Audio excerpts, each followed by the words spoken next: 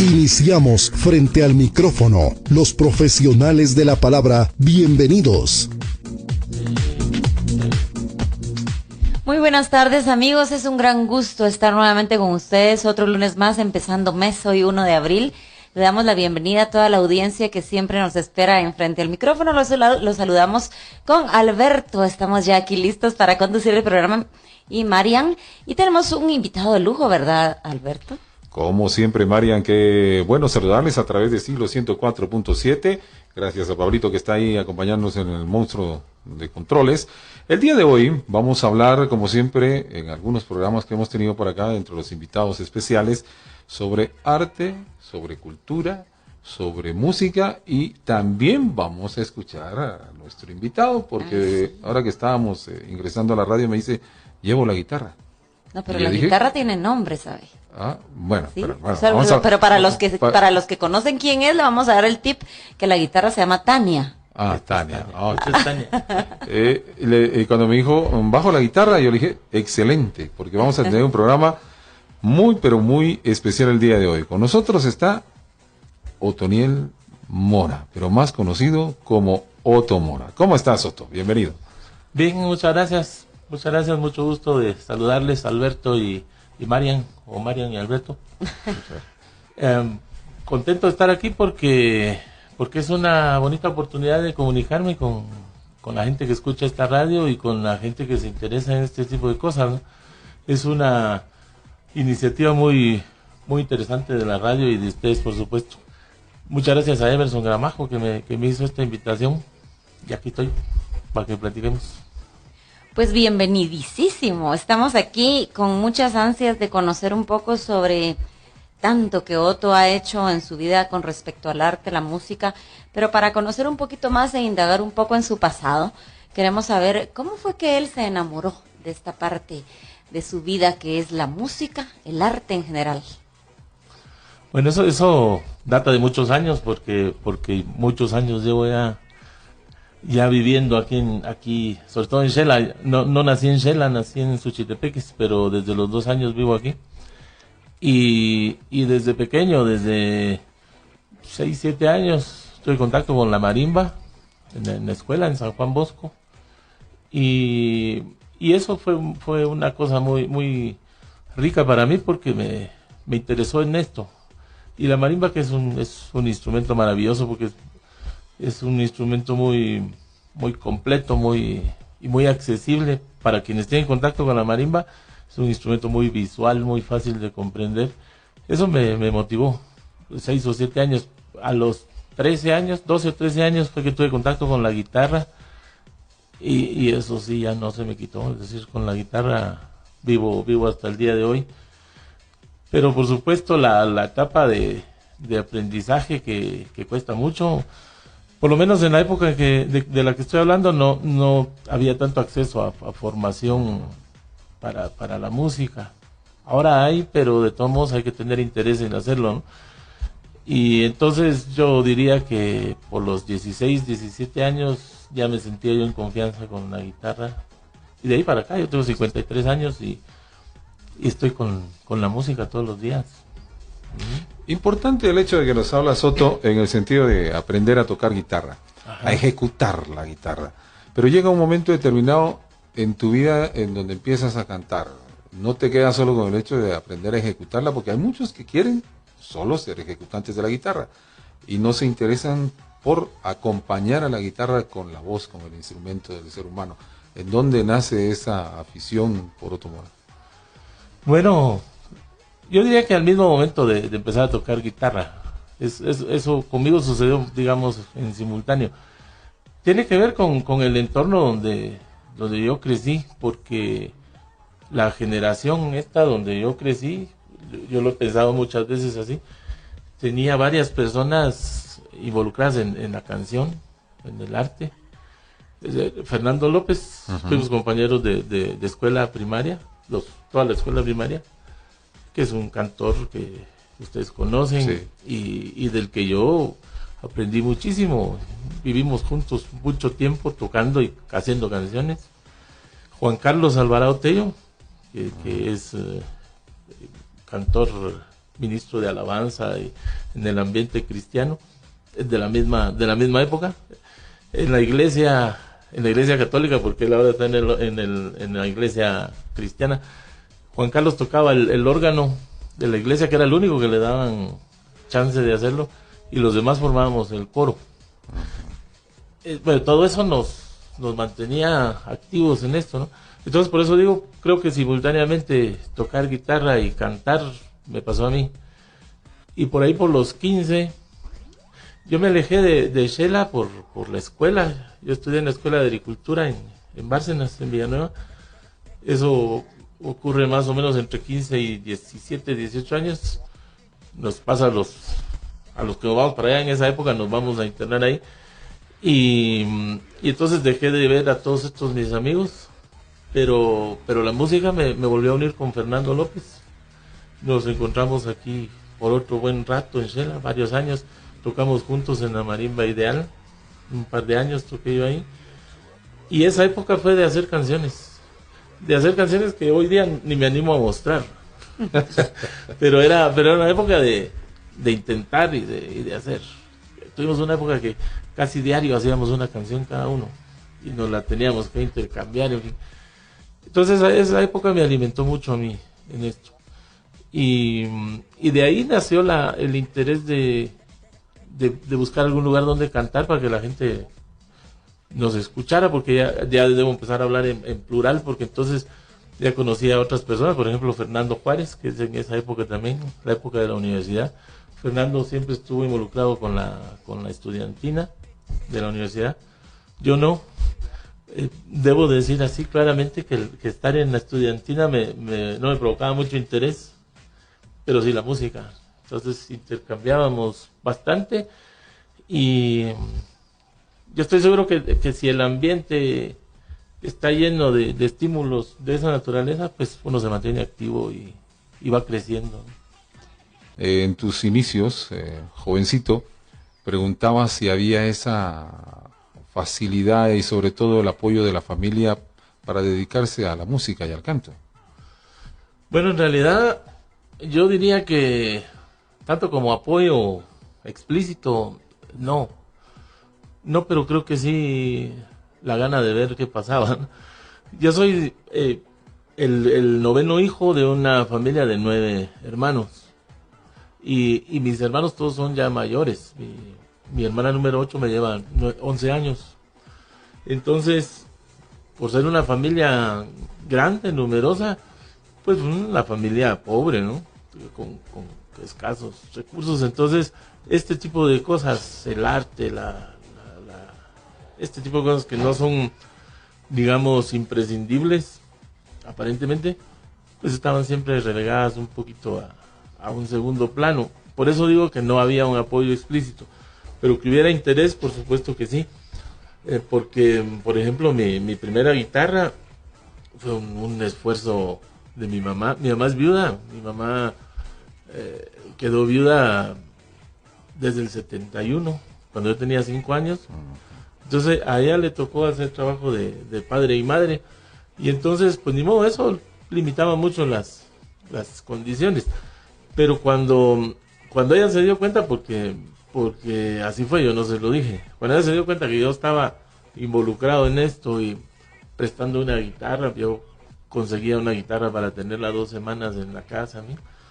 Pues llegó el momento en que ella, sin decirlo, había ahorrado la plata para comprar una guitarra.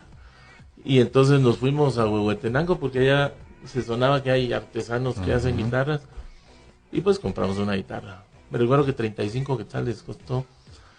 Pues era la mejor guitarra que podía yo tener en ese momento, y me sirvió para mucho. Me recuerdo que la vendí en 70 quetzales. Negociante, sí. Pues esa parte no la desarrollé mucho, hombre.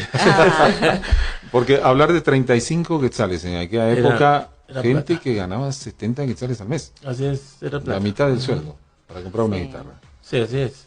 Estamos hablando de más o menos del año 80. Sí, pero era plata. Era plata, así es.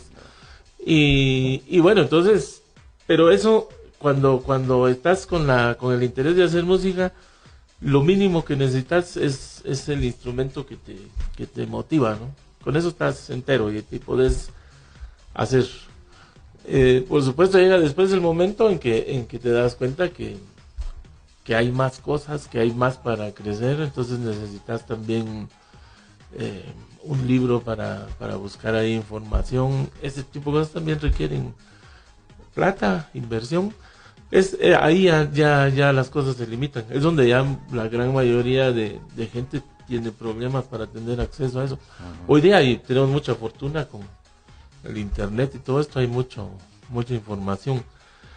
Pero por ahí, entonces, por la pregunta de Marian, ¿qué tanto apoyo? Yo diría que mucho apoyo, pero sin ser muy explícito por la naturaleza. Lo que se podía en su momento. La guitarra fue la materia prima para crear, para inspirarse, y era lo que la madre podía en ese momento. Y además lo importante, ¿verdad, Alberto? Creer en un hijo es eso, darle la herramienta para que se pueda desenvolver. Sí, y para apuntar algo más ahí, esta semana que yo estuve en un encuentro de cantautores, mis hermanos todos pendientes de qué me estaba pasando, que mándame la foto de hoy, que cómo va la cosa, que sabían que iban a criticar mi trabajo allá, las canciones, y entonces pendientes de eso. Eso es apoyo, eso es lo que uno espera al final de cuentas, atención, digamos, la respuesta de la gente que está alrededor es lo que al final de cuentas alimenta al artista, ¿no? Entonces, en esos términos, el apoyo que yo he tenido, familiar, en el sentido de que, bueno, por lo que estás diciendo ahora, pero como que la familia como que entendió que Otto Mora había nacido para esto, pero en aquellos entonces, como le decían a muchos de los compañeros tuyos y míos, está bien, para algún festival éntrele, pero primero el estudio, porque como se ha dicho siempre desde hace muchos años, en Guatemala el arte y la música no dan para vivir y para comer. Así es. ¿Verdad? Y hasta que a la familia, como dicen los mexicanos, le cae el 20, sí, como que sí, está para esto, es su vida, es su gusto, entran ya en el otro 100% al apoyo, como lo está ocurriendo con tu familia el día de hoy, me imagino. Sí, así es. Y bueno, la verdad es que en mi caso nunca he vivido de la música por las razones que conocemos en nuestro medio, en términos absolutos, ¿no? En términos económicos.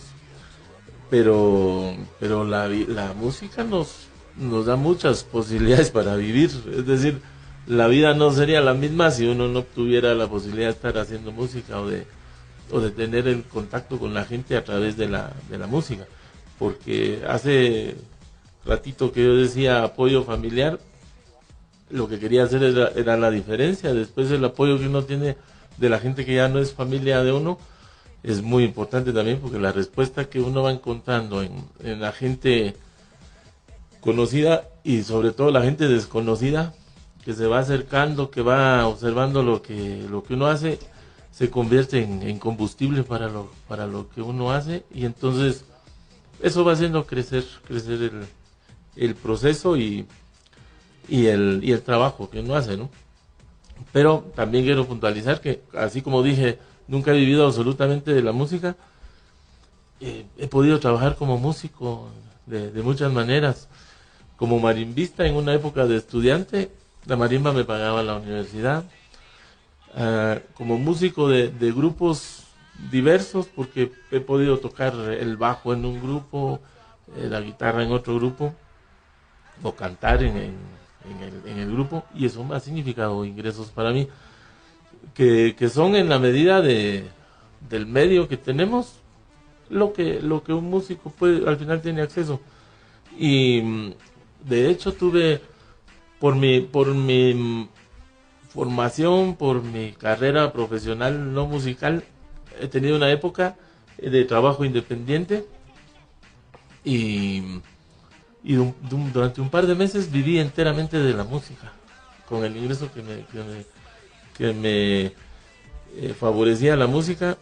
Eso sí, trabajando muchísimo, cantando jueves, viernes, sábado, domingo, y la otra semana igual, y durante un par de meses haciendo lo mismo, que para mí fue muy, muy satisfactorio personalmente, porque estaba haciendo lo que yo quería. Y ganando dinero. Y ganando, lo justo, digamos, para mantenerme, pero la otra cara de la moneda era una cosa realmente agotadora. Sí. Porque cantar días consecutivos de noche, porque eso es lo que se hace, y en ambientes también inadecuados para cantar, porque no había la ley que prohíbe fumar, por ejemplo. Ujú, exacto. Entonces estaba uno tragando humo por horas, etcétera. Pero en medio de las circunstancias que vivimos, la música para mí ha sido eso: tocar, cantar, y la otra parte de la música, hacer canciones. Hablando de participación en grupos, de sentir satisfacción con lo que hace, hablemos de la participación de Otto Mora en el grupo Los Quenchas. Los Quenchas. Eso ocurrió más o menos en 1990, entre el 90 y el 2000, en mi caso. El grupo Los Quenchas existía antes de eso, aunque no se llamaban exactamente Quenchas, se llamaban los Hermanitos Rodríguez. Ujú, así es. Ajá. Y eran 3 hermanos, su hermana también era parte del grupo. Hijos, yo no sabía, hijos de don César Rodríguez, que fue mi maestro en el segundo primaria. Yo no lo sabía, después me enteré de la coincidencia. Y por otra parte, Fernando Juárez, mi compañero de muchos años, Henry López, un ingeniero agrónomo del CUNOC, y Edgar, me voy a recordar su apellido, que es maestro del conservatorio.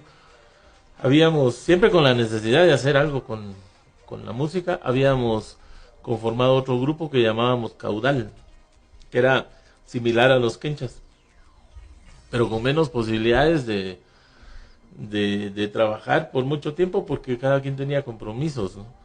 Y en una ocasión nos encontramos en el CUNOC, en una de las veladas que se organizan en el CUNOC, los Quenchas, los Rodríguez y nosotros, y pues nos enamoramos mutuamente los grupos, y en cuanto el grupo Caudal tenía dificultades para mantenerse, fuimos, voy a usar una palabra extraña, fuimos asimilados por los Quenchas, Fernando Juárez y yo, y ahí nos quedamos por 10 años, casi nos fuimos juntos, Fernando Juárez y yo, del grupo. Y esa época fue muy, muy intensa con los Quenchas, fue una cosa bien fuerte, porque hicimos muchas cosas en esos 10 años. Grabamos discos, por lo menos estando yo, grabamos tres cassettes, eran en aquel entonces. El último ya fue un disco compacto, Canto de la Calle se llama, y después los Quenchas hicieron otro más, y instalamos un estudio de grabación, por ejemplo, que era una cosa impensable, y lo hicimos precisamente porque nosotros buscábamos dónde grabar y no era fácil. Pues nos endeudamos, hicimos un montón de cosas y terminamos instalando un estudio que hoy día existe todavía, es Andes Producciones, y ahí produjimos 2 de los 3 discos en los que yo participé, y viajamos con los Quenchas, estuvimos en Chiapas, estuvimos en El Salvador, y hubiéramos viajado más si no es que la misma vida del grupo llega a los momentos difíciles, ¿no? Dice que los grupos en general, grupos sociales, familias, grupos musicales, pasan por un ciclo que empieza con los misterios gloriosos. Nadie sabe por qué, pero estamos felices. Pero llegamos a los misterios dolorosos. Todos nos peleamos adentro del grupo, todos tenemos diferencias. Y si eso se supera, llegamos a los misterios gozosos. Ya estamos plenos y permaneceremos mucho tiempo. Nosotros ya no llegamos ahí. Nos quedamos en los dolorosos. Empiezan a cambiar muchas cosas, Sí. sin lugar a dudas. Importante esa época de tu carrera. Cuando se separan o cuando te separas del grupo Los Quenchas, empiezas a hacer, tu música la haces desde temprana edad, pero me imagino que empiezas a retomar esa carrera como solista, como intérprete, como cantautor, ya con temas propios y queriendo dar a conocer el nombre de Otto Mora como cantautor nacional. Sí, así es. En realidad la intención, la idea de cantar es previa a los quenchas. Ujú, De hecho, sí. una de las canciones que sobreviven de toda esa época y que la gente conoce es Elemental. Esa es anterior a los quenchas, es de 1985. Y mi intención era cantar como lo hago ahora. Pero en realidad el medio que encontré para expresarme musicalmente, la oportunidad que encontré fueron los quenchas. Y entonces ahí me instalé. Pero lo que acabo de decir antes de eso es lo que me llevó a retirarme del grupo. Que mi intención era cantar. Y dentro del grupo yo tenía que ser parte de lo que hacía el grupo. Y eso llegó el momento que ya no me llenaba suficiente. Entonces yo busqué hacer lo mío. Salir de esa zona de confort. La limitante volar. tal vez. Que Una para mí no limitante. era la zona de confort, era donde Estaba no confort en el momento. Había una limitante para tu Claro. persona, Sí, el hecho de no eso. poder hacer al 100% lo que querías. hacer. Exactamente.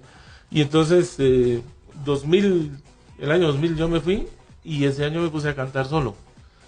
Y el resultado fue que me volví más productivo en lo que hago.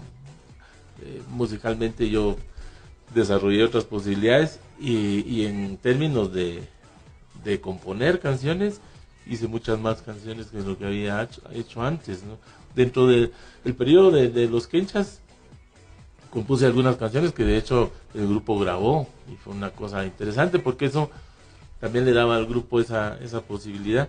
Pero el grupo era esencialmente un grupo de música instrumental. Ujú. Y entonces eso sí me limitaba a mí. Y entonces después de los quenchas, yo me empecé a sentir más pleno y muy contento de haber pasado por los quenchas, pero mucho más satisfecho con la posibilidad de hacer lo que yo hago ahora.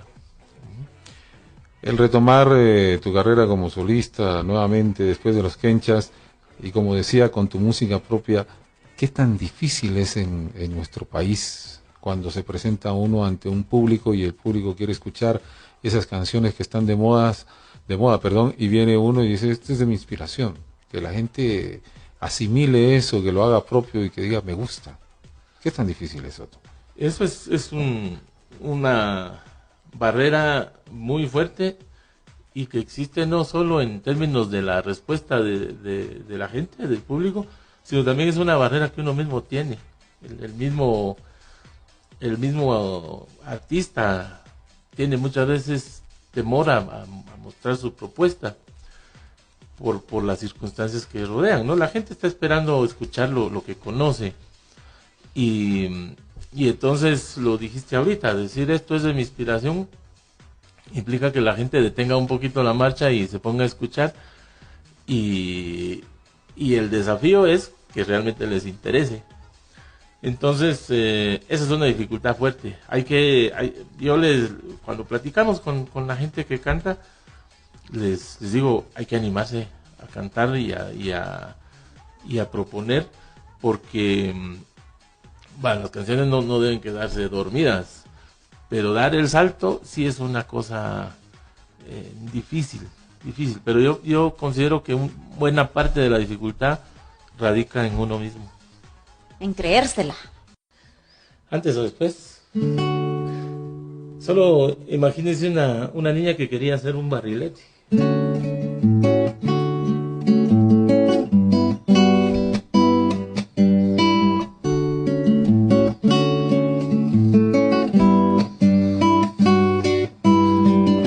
Y si fueras barrilete, tus cabellos serían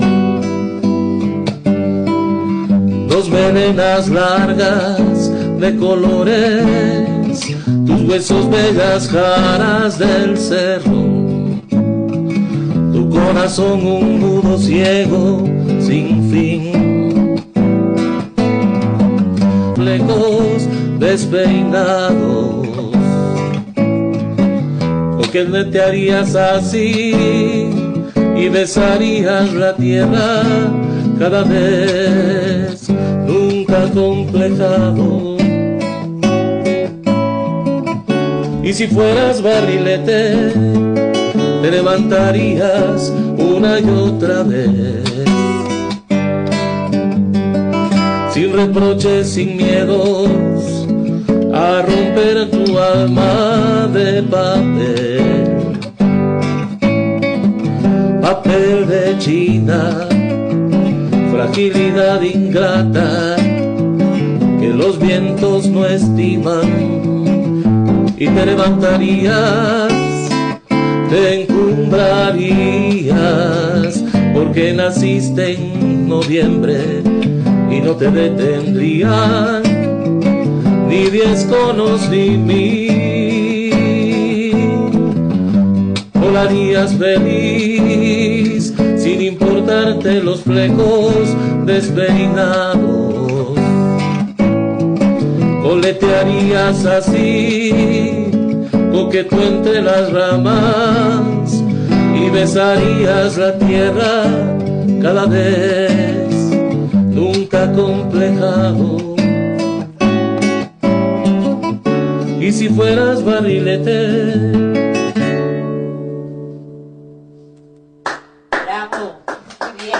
Muchas gracias. Qué lindo. Feliz favorito. Muy bien. Uy, nos dejó con la boca abierta. Vamos. Vamos a pasar el micrófono a Alberto aquí.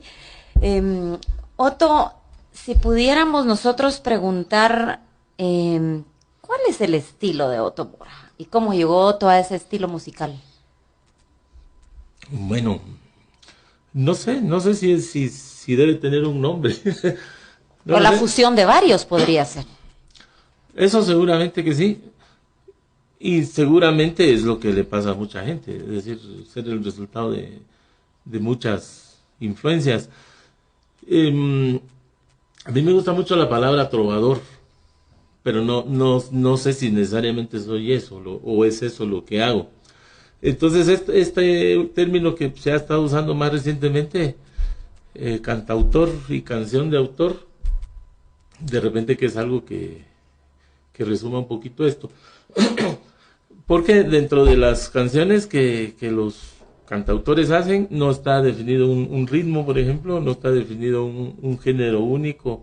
Es decir, no hacen solamente tangos, por ejemplo, sino un cantautor hoy hace un tango y mañana hace un merengue y hace después, qué sé yo, un bolero.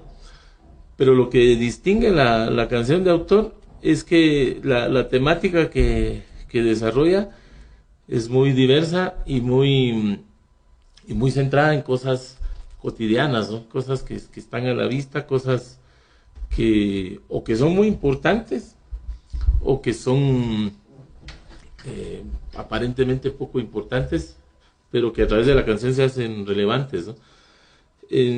A diferencia de la canción que podemos llamar más pop, más popular, en que sus temáticas son bastante comunes, ¿no? Bastante repetidas incluso. Es decir, el amor, y entonces el lenguaje es casi el mismo: te quiero, te extraño, estoy sufriendo, ese tipo de cosas. Y eso, por supuesto, está presente en muchas canciones de la canción de autor, pero también y sobre todo están presentes temas que tienen otras motivaciones, temas de interés social, temas de interés ecológico, ese tipo de cosas. Entonces, yo diría que con ese nombre podría englobarse este tipo de canciones, canción de autor, y que tiene la característica de que no son canciones populares. Es decir, y eso también es una limitante que tienen estas canciones, que no son canciones fácilmente asimilables a la primera, ¿no? Yo pienso que todas las personas somos así, nos gusta lo fácil, es decir, lo que nos exija poco esfuerzo, ¿no? Entonces escuchamos lo que nos resulta familiar inmediatamente. Lo que nos requiere un poquito de más esfuerzo, ya le ponemos algún pero. Y de por ahí viene nuestra tendencia a inclinarnos siempre por algún tipo de música. Eso es, de hecho, lo que permite que la música actual sea tan particular, pero tan difundida, ¿no? Reggaetón y todo esto. Hay algunas situaciones, Soto, en el sentido de lo que estabas diciendo ahorita, que a veces a la gente le cuesta asimilarlo.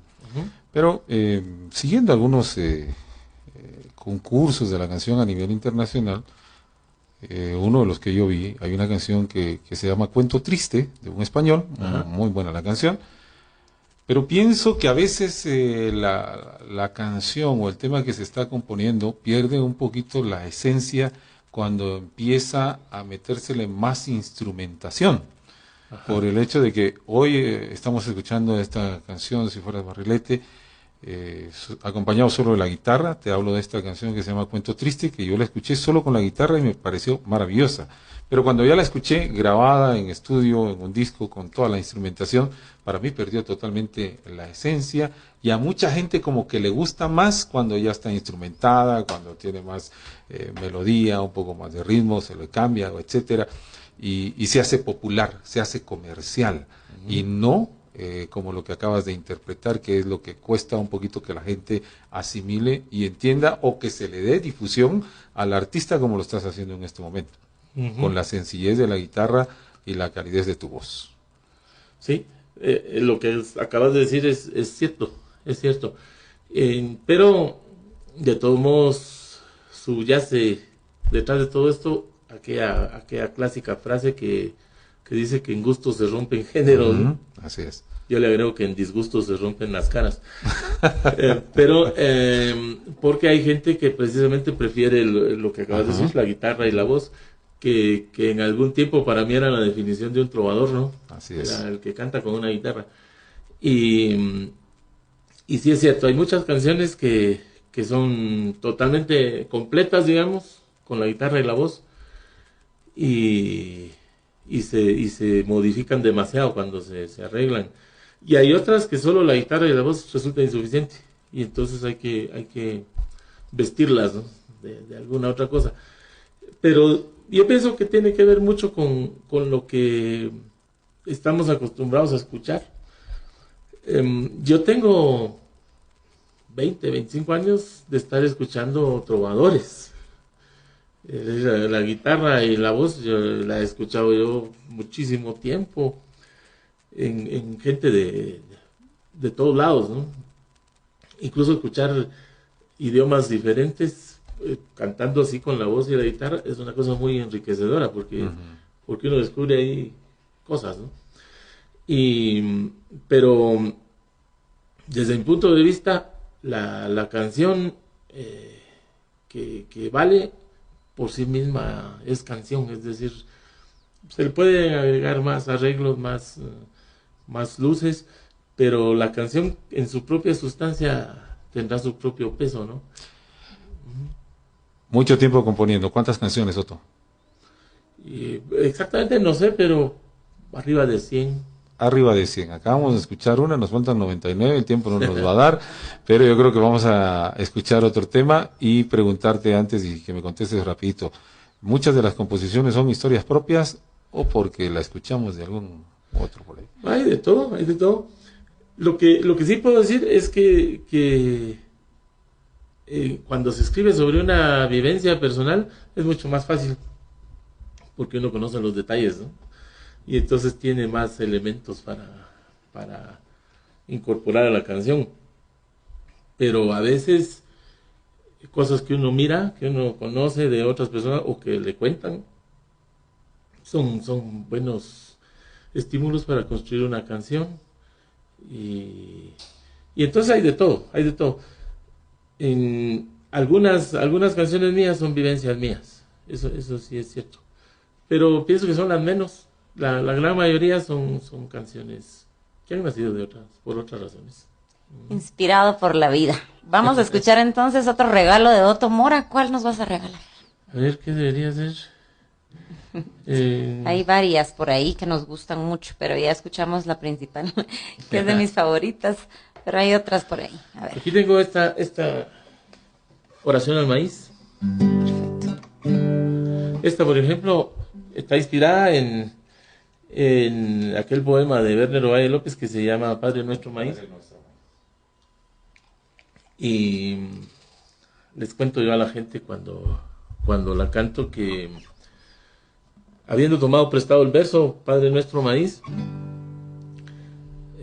ahí nació la canción, pero una vez hecha la canción y cantada frente a diversas poblaciones, pero sobre todo poblaciones de origen quiché, de origen mam, sutujil, me han dicho, esa canción tiene un problema. ¿Y por qué? Porque desde el punto de vista maya, el maíz no es padre, es madre. Y entonces debe tomarlo usted en cuenta, me han dicho. El sol es el padre y el alimento y la tierra es madre. Entonces lo que usted dice está equivocado. Ni modo, eso me ha hecho repensar las cosas, ¿no? Llegué a la conclusión de que el que metió la pata fue Werner Valle López. Pero ni modo, él estaba hablando como poeta. Así que en esta canción también lo reivindico un poquito.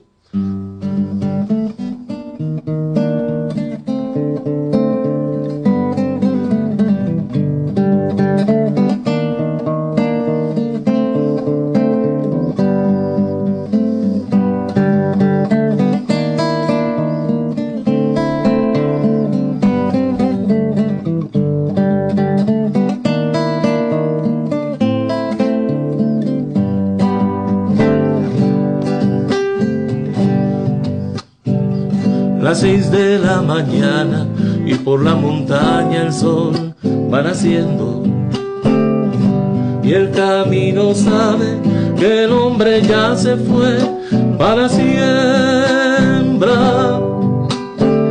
La mujer se ha quedado a desgranar sabia la molienda pa' que los chirizas puedan reír con su panza llena.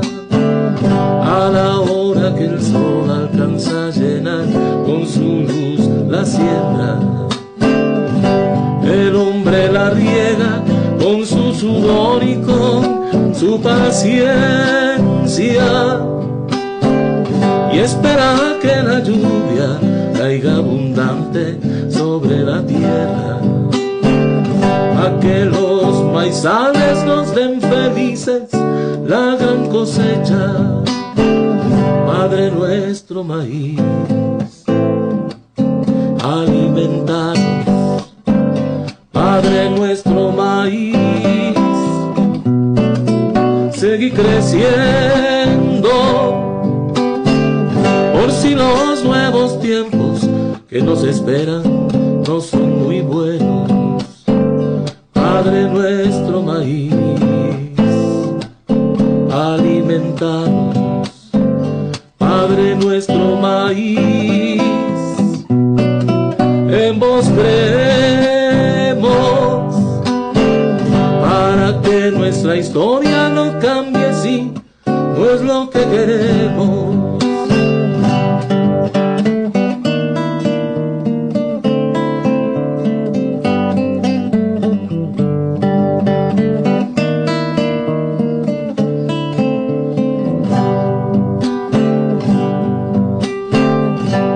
La ciudad se despierta y la prisa corre de madrugada. La gente camina con su mirada apenas abierta y las calles ya saben que en la ciudad pocos se molestan en sembrar un poquito de identidad por nuestra cosecha. A la hora que el sol alcanza a pasar por los monumentos, la ciudad se calienta y así transforma los pensamientos. Las luces y el cemento nos hacen creer que estamos creciendo, pero los maizales dicen que los estamos perdiendo. Madre nuestra maíz, alimentanos. Madre nuestra maíz, seguir creciendo, por si los nuevos tiempos que nos esperan no son muy buenos. Madre nuestra maíz, alimentanos. Madre nuestra maíz,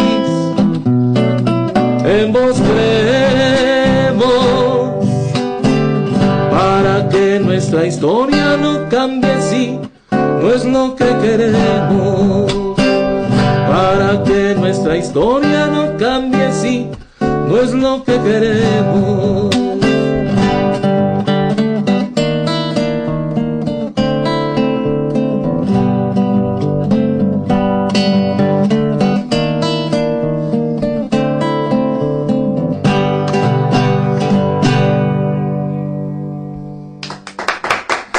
Muchas gracias.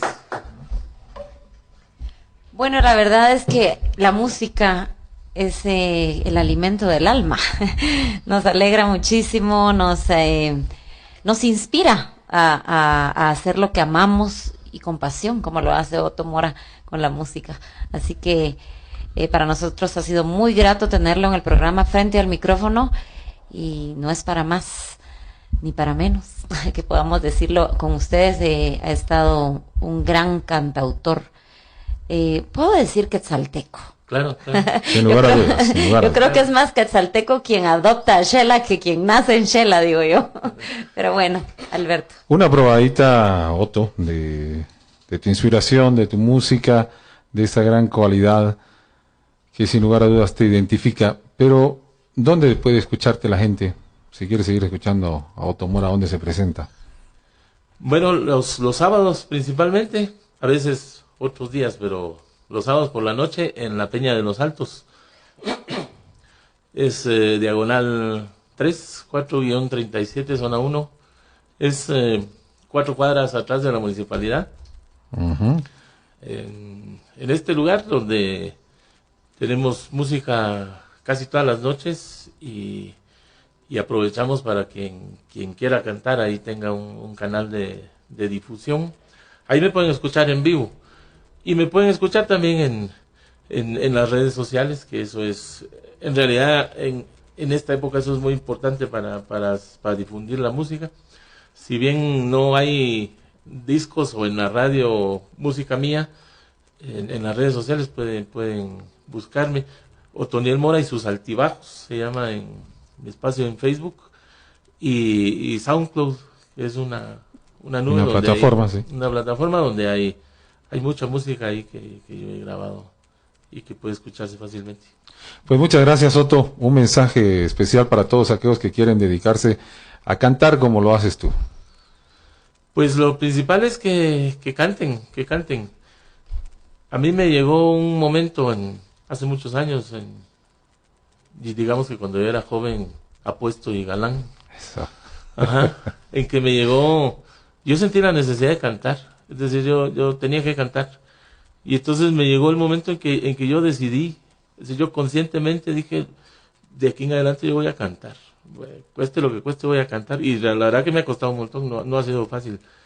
Porque yo tengo una vida común, digamos, es una vida con una familia, con una serie de cargas, en el buen sentido, ¿verdad? Son cargas que uno lleva con placer y con convicción. Pero todo eso como costo, como dificultades a veces para la música, pero a pesar de eso yo decidí cantar. Y pienso que quien quiera cantar debería tomar una decisión así y no intentar para ver qué pasa y luego ya no. Es decir, esto seguramente para todos va a significar altibajos, va a significar a veces éxito, a veces buena respuesta de la gente y a veces frustración, pero convencerse a uno mismo de que esto personalmente le llena a uno y convencerse de que lo que uno hace puede ser útil para otra gente, eso ya es bastante. Entonces eso creo que es una decisión que debe tomar uno. Frente al micrófono, los profesionales de la palabra.